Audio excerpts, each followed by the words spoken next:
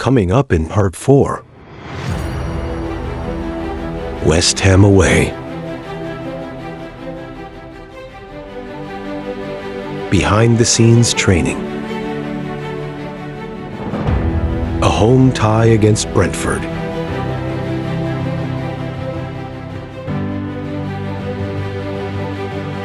A trip to Old Trafford.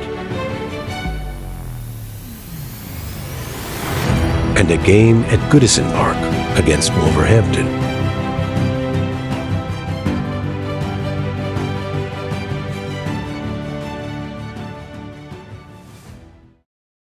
Sean Dyche attends the West Ham pre-match press conference. He is questioned on Everton players, Beto, Branthwaite, and Mangala. He is then asked about the upcoming fixture against West Ham United. What do you make of Beto as a character, given the fact that he's not on all that many opportunities, certainly not in starting roles anyway? He's come off the bench a lot and had an effect. What's he like in terms of wanting to fight for his place, if you like? I think because of the analysis we've done on his game and the coaching and the coaching styles that we've used with showing him the analysis as well as working on the training ground, then I think he's actually quite receptive. I think he's in a place where he's like, yeah, I am learning. You know, he is developing in the sense of the Premier League. It's a different animal, you know, to what he's used to. So I think he's been very accepting of that and trying to reproduce it on the training pitch, and there in turn, when he gets a chance on the pitch, going and showing us what he can do. Sure. When you talk about that consistency, then you said there Dom needs a bit more consistency, but if Beto is coming on and showing that in the smaller window, does that mean then maybe he's the one that should be started? I just wondered how you work that out with that consistency, or how you get Dom that consistency. Yeah, we try and look at putting trust in people to deliver performances. Some of the stuff that fans don't always see. Obviously with strikers, they are eventually, virtually always, looked at by their stats and their goal scoring, of course. And we'd be no different in that sense. But the management team look behind that and go, right, what's the effect on the game the strikers having? The strikers are the hardest position on the pitch, I think. I was a centre half. I think it's the hardest position. So I suppose I'm slightly more tolerant of a striker, you know, when they're maybe having a quieter spell, because I think it's a very, very tough role anyway.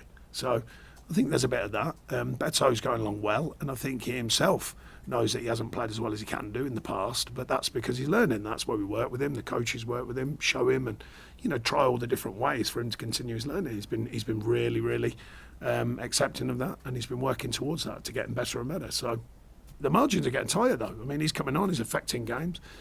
Dom has had chances, hasn't scored. Consistency a bit up and down, so it's getting tighter. Just wondered as well, I think some fans would have liked to have seen Jared come back into the starting lineup.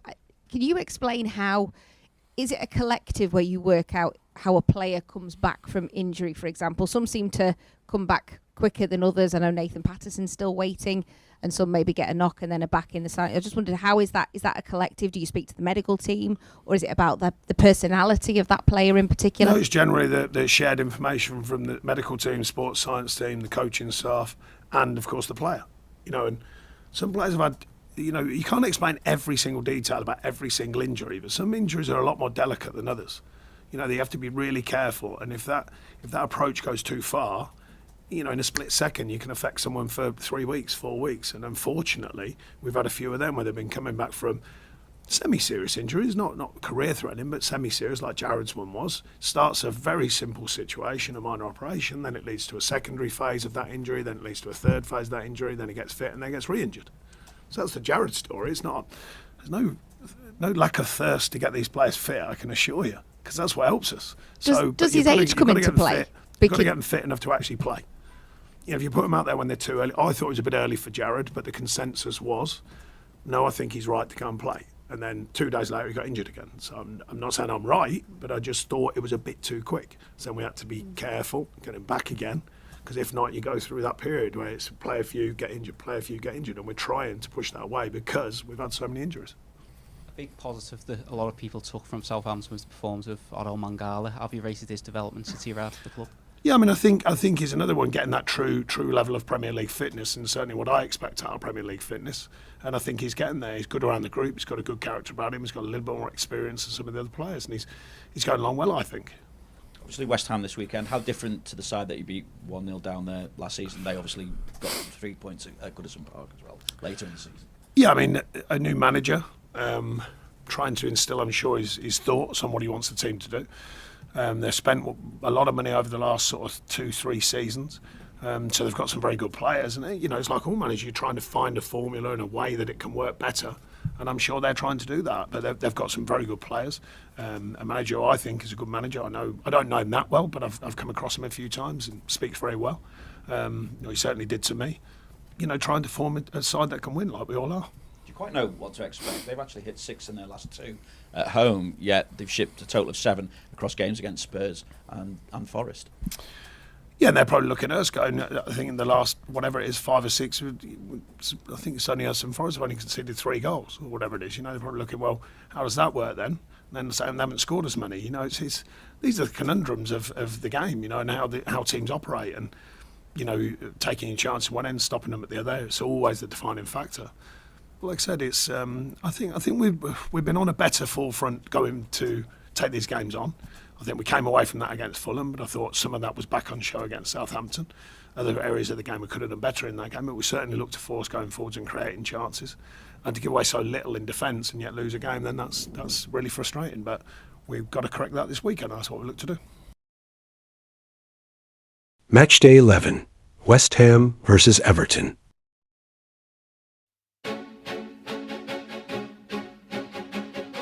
After losing to Southampton in their last game, Everton will be looking for a better result in the capital.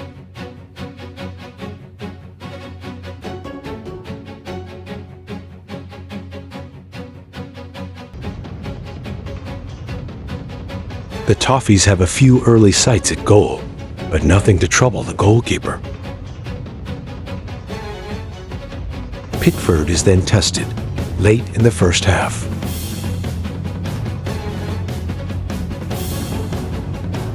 Goalless at the break.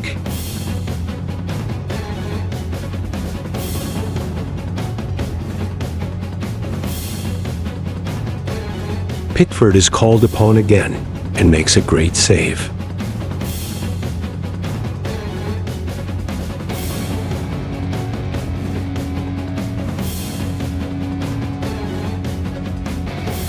A header from Lindstrom forces a good save from the West Ham goalkeeper.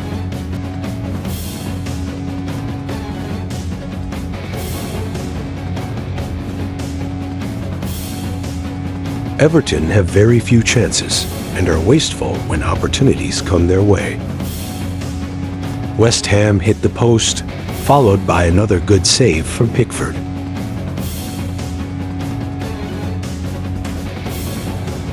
An outrageous save from the Everton shot stopper. The game ends in a goalless draw. Well, Jordan, how do you reflect on that draw? Are you pleased with it, or do you feel that there was more here to be taken from the match? Never a tough game. I always say this is never an easy game in the Premier League. So to come away from home to keep a clean sheet, we'd like more opportunities to score goals, but we've kept a clean sheet and we're going on with a point. We wanted 3, but we haven't lost the game. Let's go back to that first half. I mean, it seemed like Everton were quite comfortable in that first half, despite the fact that West Ham had a few chances at the ending of that 45. What did the manager say at half-time? No, he just said keep going, try and play with a bit more freedom up top and create more chances. And you know, our defensive shape I thought was brilliant from front to back today, and that's proper Everton side when we're digging deep, helping each other out. And but yeah, we would like to have more opportunities going forward, but we didn't. Your manager's just come out and said that you made a fine save at the ending of the match. I mean, what was that game like for you? Because for so large periods of the match, really, you weren't really being called into action. Then we saw at the ending of the first half, you were busy. You had to make a big save to deny Rodriguez, and then, of course, the flurry of late chances as well. Yeah, you just got to stay focused and be in the moment and be ready to help the teammates, because everyone helps each other out on the pitch. And I did my job today, which is pleasing, and kept the ball out the back of the net, and just my reactions on the last one was good. You mentioned the defensive performance here today. Obviously, it is a clean sheet. I mean, there feels like a stark contrast to the first 4 Premier League games in terms of the defensive record and the last sort of 7. What do you think has changed? We knew we that's what we're about. The first 4 games was a bit of a weird one, and we started off horrific at the first 4, not getting any points, and we're slowly building to what we are as a team, as a unit, and I think we've conceded like 3 in the last 6 games, which is pleasing. But yeah, we need to keep our foot on the gas. And it is just 1 loss now in your last 7 Premier League games. So does it feel like the momentum is coming back into the side? Yeah, definitely. The momentum's there. Then it's about turning them draws into 3 points, and but never take anything for granted. You know, getting a point away from home is always pleasing. It's about us preparing right after international break and getting the 3 points when we come back. Appreciate your time. Thank you. Thank you. Cheers. Thanks, Jordan. Thanks very much. Everton train ahead of their next fixture, which is against Brentford.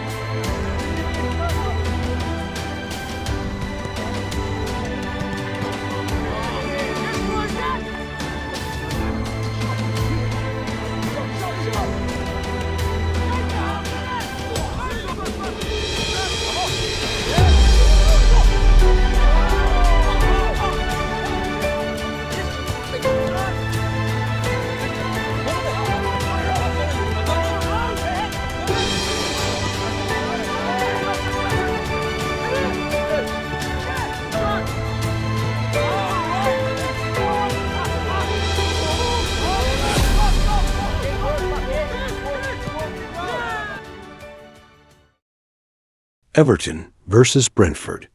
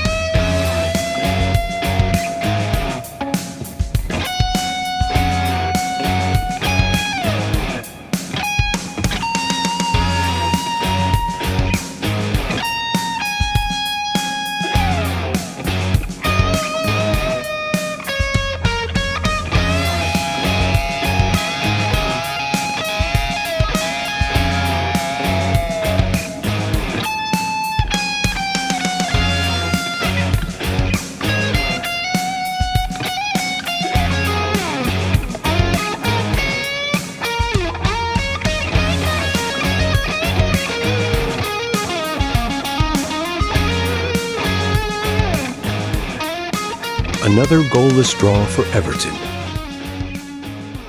Ashley Young speaks after the game. A lot of vocal disappointment from your teammates as they came off the pitch. Do you feel like you should have done more against 10 men?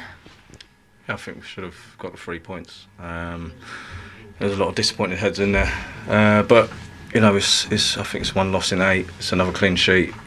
You know, we've got to take the positives out of the game. Came out with a huge amount of intensity at the start of the game. How much was that the instruction from the manager? I think that was the instructions from everybody. Britain international break, everyone wanted to get back to winning ways, and it was one of them games where we started on the front foot, and I think if we score, it's a different game. But then we create chances in the second half. We don't take them, and like I say, we're disappointing, but you've got to take the positives out of the game. What do you need to do to find that level of consistency that the manager is looking for? As you said, still 1 defeat in 8, but at what point do you need to start sort of getting more of those wins, more of those 3 points on a consistent level? Score goals. That's it. Score goals and defend at the other end. Like we say, we're getting the clean sheets. It's now about getting on the score sheet and winning games, and like we say, getting points on the board. The manager's spoken quite a lot in his press conferences about entrusting you as players. You can't be on the pitch on the final third to help you on your way. Seem to be, as much as you're getting into good spaces, a certain level of hesitancy. What can you do on the training pitch to help that, to boost the confidence, particularly of these new players who have come into the squad, who maybe it's their first time out in the Premier League, their first season? Yeah, I think we've got people in the squad that know the Premier League. That's all throughout the squad, and it's no different to any other game. We know what we do in training. We've got a fantastic squad here, and it's just about putting the ball in the back of the net. Like I say, it's 1 loss in 8. It's another clean sheet. Like I say, they're the positives we take out of the game. But when your side goes down to 10 men in the first half, it's disappointing not to go on and get 3 points. Thanks for your time. Thank you. Cheers. Everton's next game is away from home. They play Manchester United. Everton currently sit at 15th in the table, only 3 points above relegation. Out of 12 games, they have only won 2, but they also have 5 draws, which is why they are just about surviving above the drop zone.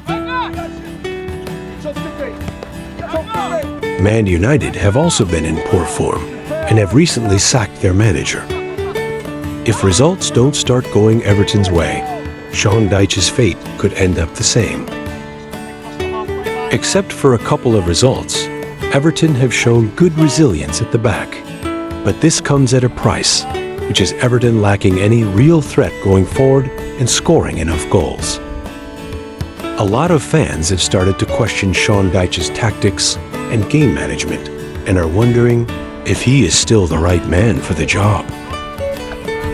A good result against Manchester United could help change their mind.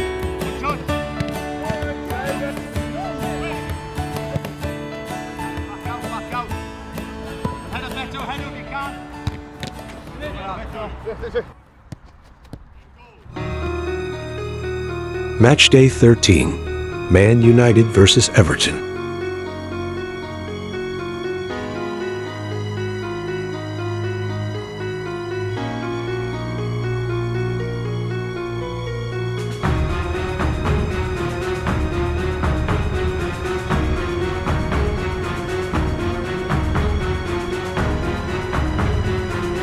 After a promising start, a deflected shot sees Everton concede the first goal. And then a mistake leads to the second. And it only gets worse from there.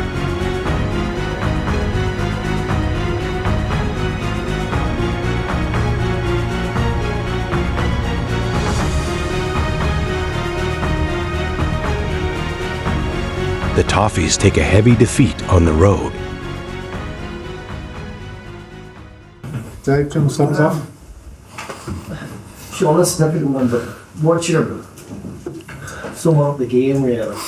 Well, it's not difficult from my point of view. I thought 32 minutes before their first goal, I thought we were giving a good performance. I thought we were disrupting their play. I thought we were trying to be effective, asking questions of them and not too many against ourselves. But then I saw half a mistake. I was trying to block it. That's the way it goes. Unfortunately, it went in. And then a second mistake, and all of a sudden the whole feeling's changed. And that's why goals change games. It's, you know, I say it's not just the physical scoreline, it's the feel of a performance. And they grow a little bit. And the third one's my biggest gripe. I mean, I don't know where we're going on that one. You know, I can assure you there's nothing about that at half time. So I think we just got too involved in a moment, and then it's hard work from there. And, you know, 2-0, you never know the way we're playing. We nick one, it changes the feeling back in our favour. But at 3-0, it's very difficult in the Premier League anywhere, particularly here, new manager, the feel, all the rest of it. So by then the game's gone, and then it's damage limitation of looking after our players because we've got another big game coming up. We've spoken about, you know, shutting out goals defensively, and then you let them forward today, so that's disappointing. That's from the previous 5. Yeah, of course, and you know we had a spell of mistakes early in the season, and then we changed that and eradicated that. Obviously, with only conceding 4 in the last 8, and then today the mistakes crept back in, and it's highly improbable that we get that many mistakes in one game, but we did, and it had a massive effect on the outcome. Match day 14, Everton versus Wolverhampton.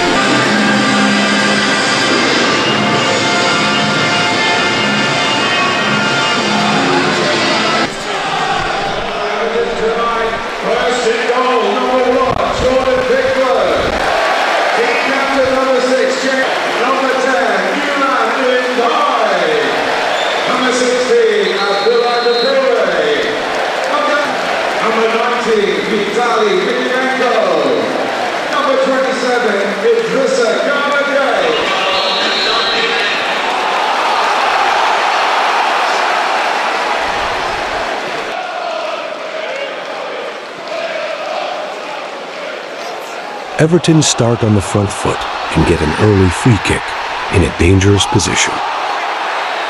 Ashley Young stands over the ball and scores.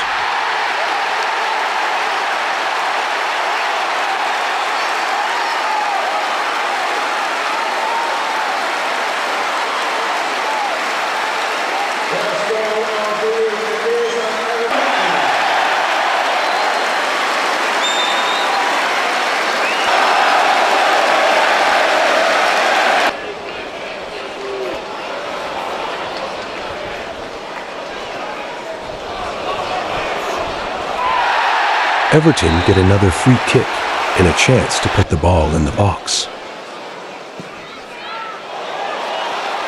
Tarkovsky heads the ball into the back of the net.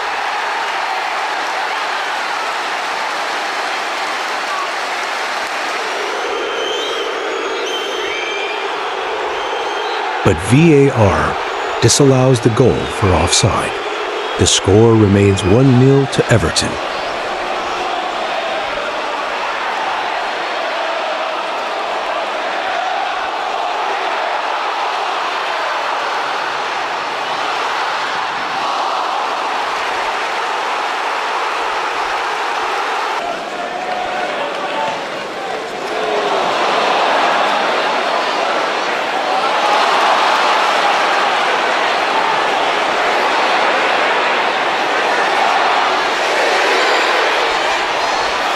Everton keep up the pressure.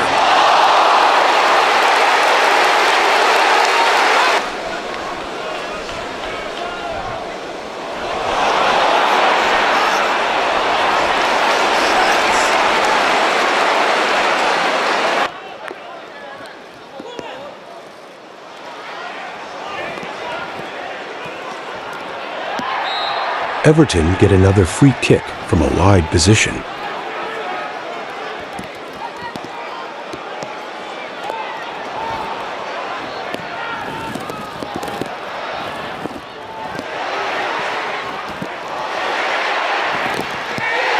Goal to Everton.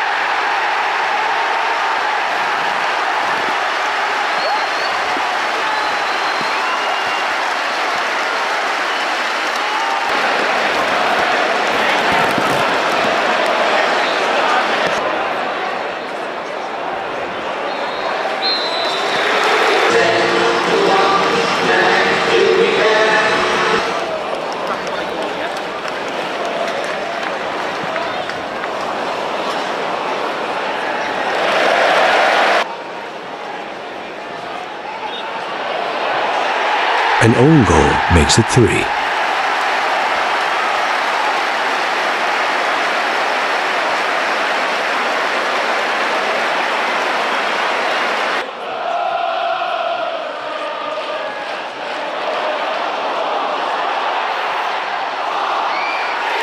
Iliam Daye makes it 4, but it's pulled back for a foul on the goalkeeper.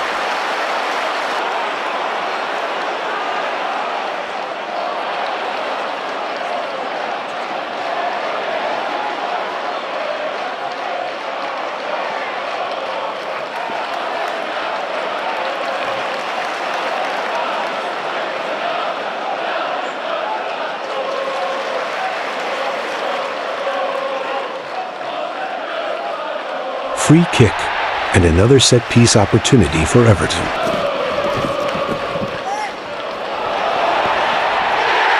Another own goal sees the Toffees take a 4-goal lead.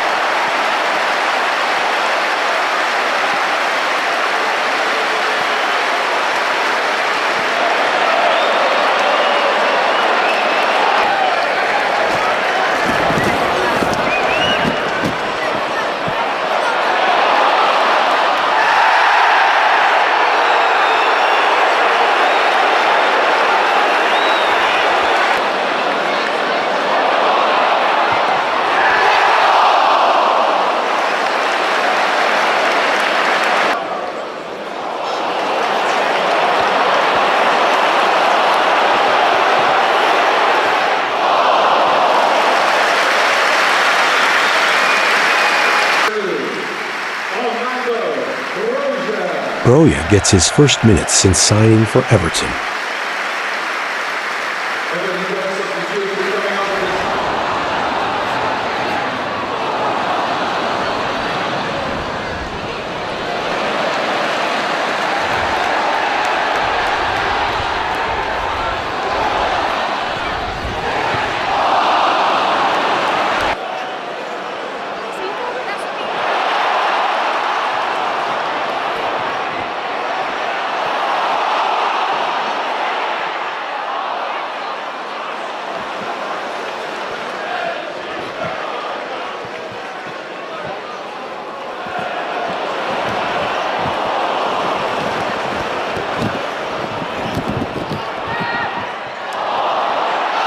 game ends 4 goals to 0.